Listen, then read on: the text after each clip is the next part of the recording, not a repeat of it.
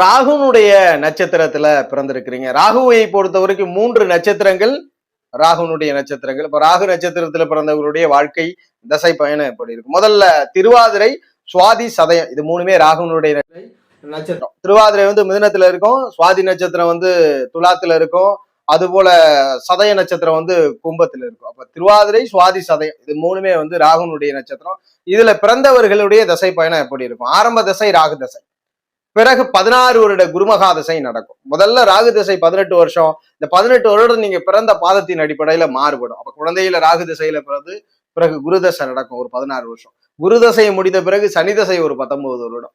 சனி தசையை முடித்த பிறகு புதன் தசை ஒரு 17 வருடம். புதன் தசையை முடித்த பிறகு கேது தசை ஒரு 7 வருடம். கேது முடித்த பிறகு சுக்கர தசை ஒரு 20 வருடம்.